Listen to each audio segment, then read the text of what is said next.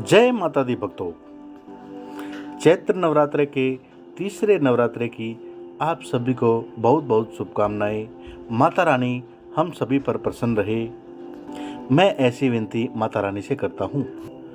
आज मैं क्षमा याचना से शुरू करके दुर्गा सप्तशती अध्याय चौथे का पाठ करूँगा।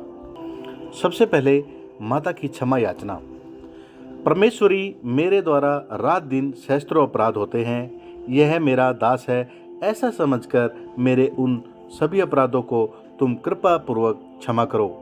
परमेश्वरी, मैं आह्वान नहीं जानता, विसर्जन करना नहीं जानता तथा पूजा करने का ढंग भी नहीं जानता। क्षमा करो देवी सुरेश्वरी, मैंने जो कहा मंत्रहीन, क्रियाहीन और भक्तिहीन पूजन किया है, वह सब आपकी दया का पात्र हूँ।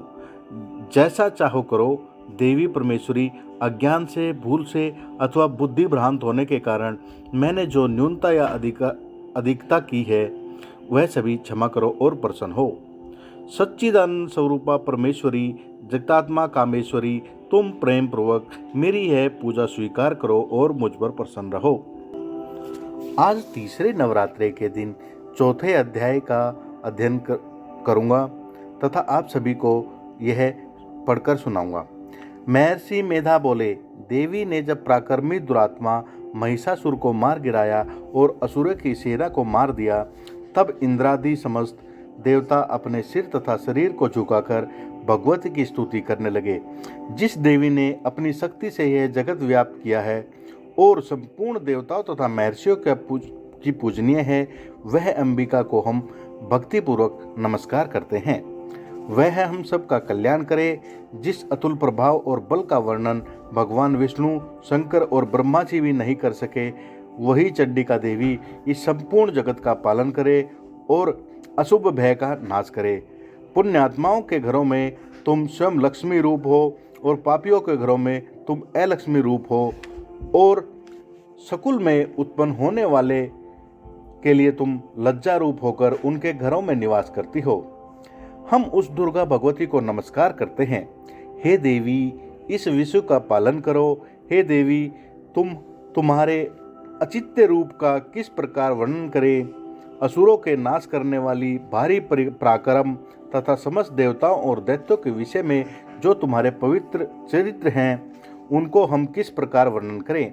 हे देवी, त्रिगुणात्मिका होने पर भी तुम संपूर्ण जगत की उत्पत्ति का कारण हो। हे देवी, भगवान विष्णु, शंकर आदि किसी भी देवता ने तुम्हारा पार नहीं पाया।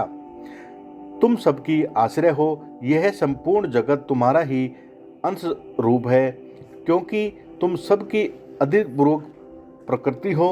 हे देवी, तुम्हारे जिस नाम के उच्चारण से संपूर्ण यज्ञों में सब देवता तृप्ति लाभ करते हैं, वह स्वाहा तुम ही हो।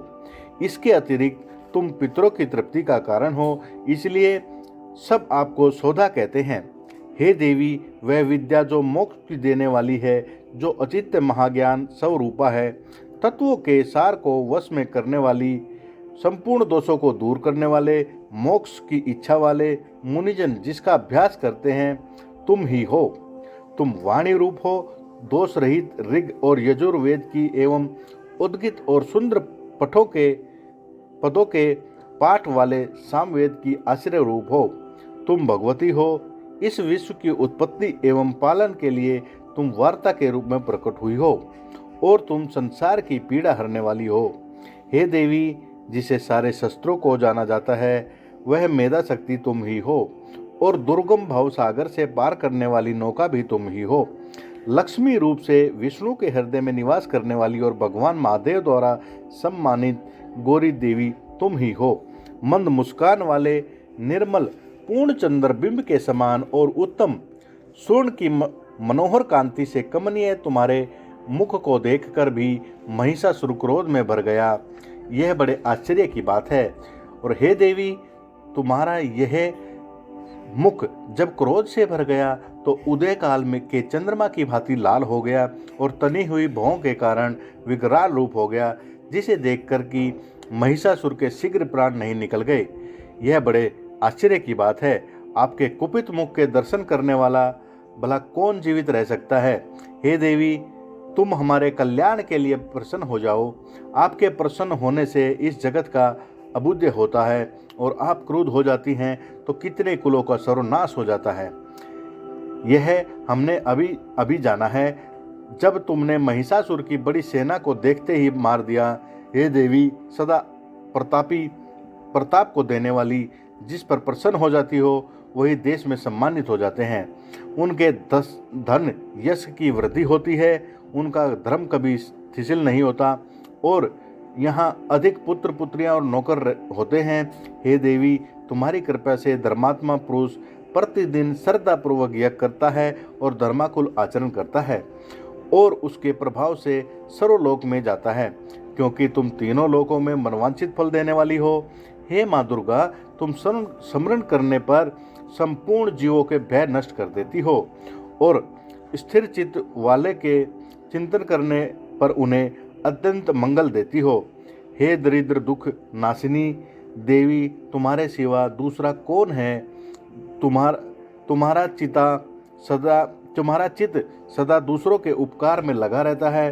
हे देवी, तुम शत्रुओं को इसलिए मारती हो कि उनके मारने से दूसरों को सुख मिलता है, वह चाहे नरक में जाने के लिए चिरकाल तक तप करें, किंतु तुम्हारे साथ युद्ध करके सीधे स्वर्ग को जाए, इसलिए तुम उनका वध करती हो। हे देवी, क्या तुम दृष्टिपात मात्र से समस्त असुरों को भस्म नहीं कर सकती?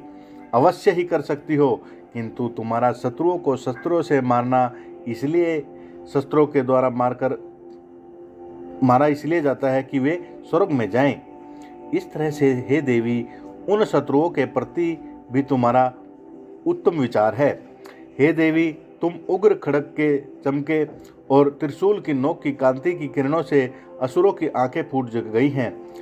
उसका कारण यह भी है कि वे किरणों से शोभायमान तुम्हारे चंद्रमा के समान आनंद प्रदान करने वाले सुंदर मुख को देख रहे थे।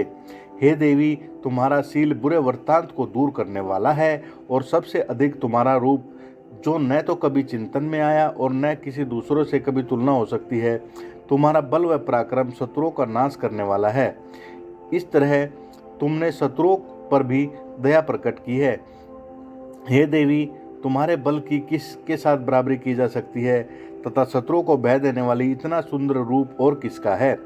हृदय में कृपा, युद्ध में निष्ठुरता, यह दोनों बातें तीनों लोकों में केवल तुम्ही में देखने में आई हैं।